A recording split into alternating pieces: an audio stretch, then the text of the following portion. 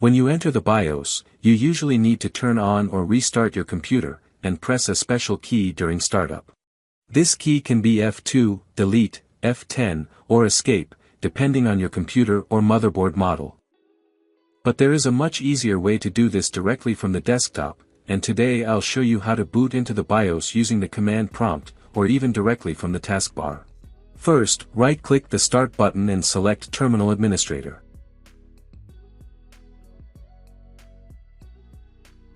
Now let me show you a command. For convenience, I've saved it in a text file, so you can simply copy it and paste it into the command prompt. I recommend saving these commands on your drive, they may be useful in the future. The last part of this command sets the reboot delay to 0 seconds, which means the action happens immediately after you press enter. This is the only command where no time value is specified, because by default it restarts the computer 30 seconds after pressing enter, giving you enough time to close folders and running applications. All the other commands use different time values, and you can set any delay you need, depending on your preference. To avoid opening command prompt every time, you can simply create a shortcut for this command. To do that, right-click on the desktop, and choose, Create Shortcut. In the window that opens, paste this command, and click, Next. Give the shortcut any name you like. Next.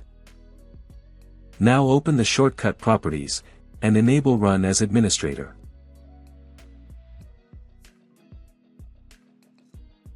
And finally, we can make the shortcut look nicer.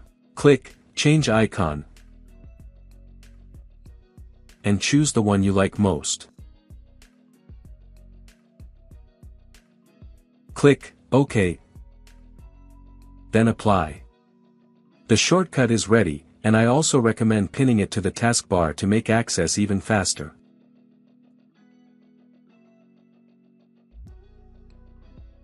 And now, you can enter the BIOS with a single click. My computer immediately restarts, and instead of loading the desktop, it goes straight to the BIOS or UEFI settings screen. This trick works best on computers that use UEFI firmware, including most modern PCs, but if your system still uses the legacy BIOS, this command may not work, and that's completely normal. In that case, you can still enter the BIOS the traditional way by pressing the required key during startup. Please let me know in the comments if this method worked for you, and also if it didn't. Please leave a like, and don't forget to subscribe to the channel for more tech tips. Have a great day.